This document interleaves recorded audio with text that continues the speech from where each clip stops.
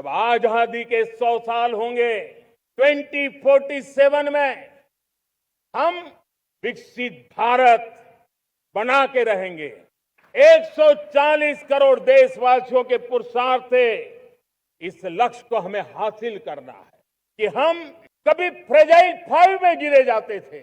12 साल के भीतर भीतर हम एक मेजर इकोनॉमी में फास्टेस्ट ग्रोइंग इकोनॉमी बन गए हैं। 2047 সালে বিকশিত ভারত গড়ার সংকল্প প্রধানমন্ত্রী নরেন্দ্র মোদীর। ৮০তম স্বাধীনতা দিবসে লালকেল্লা থেকে ভাষণ দেওয়ার সময় তিনি জানান, আজকের ভারত নতুন স্বপ্ন দেখছে, বড় স্বপ্ন দেখার সময় এসেছে। ভারতকে অবশ্যই বড় স্বপ্ন দেখতে হবে এবং লক্ষ্য ঠিক করতে হবে, কারণ বড় স্বপ্নই দেশকে আরও উচ্চতায় পৌঁছে দেয়। ভারত 2047 সালের মধ্যে অতি উন্নত দেশ হওয়ার পথে এগিয়ে চলেছে। 140 কোটি ভারতীয়ের সংকল্পকে থামানো যাবে না। पिछले 12 साल में भारत ने एक नई रफ्तार पकड़ी। तेज गति से हम आगे बढ़ रहे हैं और देशवासियों का संकल्प है कि अब 140 करोड़ देशवासियों के संकल्प को, सामर्थ्य को रोकना नामुमकिन है। এই মুহূর্তে যুদ্ধে জর্জরিত গোটা বিশ্বই। পশ্চিম এশিয়ার যুদ্ধের আবহে চরমে জ্বালানি জ্বালা। সেই সময় দাঁড়িয়ে এমনই বার্তা দিলেন প্রধানমন্ত্রী মোদী। তার ভাষণে দুর্বল 5 থেকে বিশ্ব শক্তিতে ভারতের উত্থানের কথা তুলে ধরেন। মোদী ভারতের উত্থানের বিস্তারিত ব্যাখ্যা করেন। বলেন, গত 12 বছরে ভারত দুর্বল 5টি দেশের মধ্যে থেকে অন্যতম প্রধান অর্থনৈতিক বিশ্ব শক্তি হিসেবে উঠে এসেছে। कभी फ्रेजाइल 5 में गिरे जाते थे। 12 साल के भीतर भीतर हम एक मेजर इकोनॉमी में फास्टेस्ट ग्रोइंग इकोनॉमी बन गए हैं। মোদীর কথায় উঠে আসে 2047 সালের কথা। আগেই যে লক্ষ্যমাত্রা তিনি বেঁধে দিয়েছিলেন বিকশিত ভারত গড়তে, সে কথাই আরও একবার মনে করিয়ে দেন প্রধানমন্ত্রী। সে কথা বলতে গিয়ে গত 12 বছরের কাজের খতিয়ানও দেন তিনি। মনে করেন নতুন সংকল্পের সঙ্গে এগিয়ে চলেছে দেশ। এই সময়সীমায় দারিদ্র্য সীমার বাইরে চলে গিয়েছে 25 কোটি মানুষ। আর এই 12 বছরেই দ্রুততম উন্নয়নশীল অর্থনীতির দেশ হয়ে উঠেছে ভারত। প্রতিরক্ষা ক্ষেত্রে উৎপাদন 4 গুণ বেড়েছে বলেও জানান তিনি। সেই সঙ্গে মনে করিয়ে দেন উৎপাদন ক্ষেত্রে আরও এগিয়ে যেতে হবে। জানান, ছোট কলকবজা থেকে বড় পণ্য তৈরি করতে হবে। পণ্যের গুণগত মানে কোনো আপোষ নয়। पिछले 12 वर्ष में देश के कोटि कोटि नागरिकों ने, हर किसी ने पिछले 12 साल में एक संकल्प के साथ, समर्पण के साथ देश को नई ऊंचाइयों पर ले जाने में हर प्रकार से प्रयास किया। इतने कम समय में 25 करोड़ देशवासी गरीबी को परास्त करके गरीबी से बाहर निकले हैं कि हम कभी फ्रेजाइल 5 में गिरे जाते थे। 12 साल के भीतर भीतर हम एक मेजर इकोनॉमी में फास्टेस्ट ग्रोइंग इकोनॉमी बन गए हैं। মোদী বলেন, আত্মনির্ভর ভারত হয়ে ওঠা অত্যন্ত জরুরি। ভারতকে আর অন্য দেশের ওপর নির্ভর করে থাকা চলবে না। আমাদের স্বনির্ভর হতে হবে, নিজেদের স্বার্থ রক্ষা করতে হবে। এই সংকল্প নিয়ে আমরা আত্মনির্ভর ভারতের পথে দৃঢ়ভাবে এগিয়ে চলেছি। প্রতিটি ভারতীয় মেক ইন ইন্ডিয়া, স্বদেশী এবং লোকাল ফর লোকাল এর মতো উদ্যোগগুলোর সঙ্গে যুক্ত হচ্ছেন। कि भारत को हमें अब दूसरे देशों पर निर्भर रह करके नहीं जीना, हमें आत्मनिर्भर बनना चाहिए।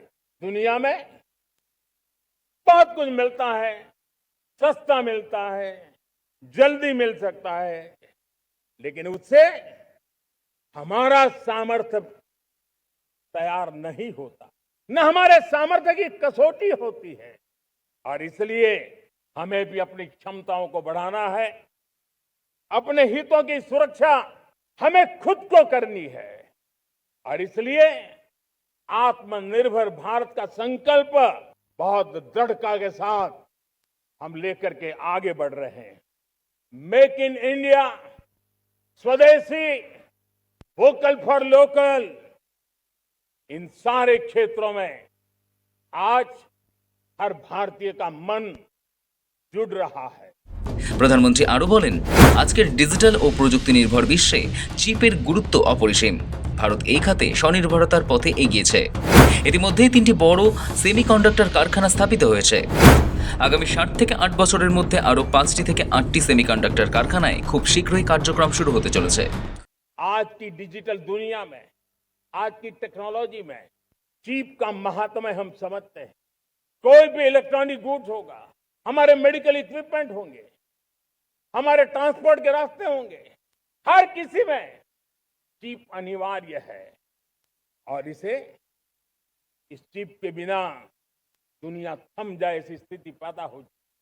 और इसलिए भारत ने आत्मनिर्भर होने की दिशा में अपना सेमीकंडक्टर प्लांट, बड़ा सेमीकंडक्टर प्लांट, 3 सेमीकंडक्टर प्लांट शुरू हो चुके हैं। और मुझे बताया गया है कि वहां जो प्रोडक्शन हो रहा है वो एक्सपोर्ट होना शुरू हो चुका है। और मैं देशवासियों को कहना चाहता हूं, आने वाले 7-8 वर्ष में और 5, 7 या 8 सेमीकंडक्टर प्लांट बहुत ही जल्द शुरू होने वाले। জ্বালানি সংকট নিয়ে বিরোধীদের সমালোচনা মোদির। ইউক্রেন যুদ্ধ এবং জ্বালানি সংকট নিয়ে বিরোধীদের সমালোচনা করে মোদি বলেন, অনেকে বলেছেন ইউক্রেনের যুদ্ধ হচ্ছে, গ্যাস পাবেন না, পেট্রোল পাম্পে তেলও পাবেন না। কিছু লোকের আনন্দ হচ্ছিল, দেশবাসীকে ভয় দেখিয়ে। কৃষকদের ভয় দেখানো হচ্ছে ইউরিয়া পাবেন না, কিন্তু যাতে কারোর কোনো সমস্যা না হয় সেজন্য ভারত প্রস্তুত ছিল।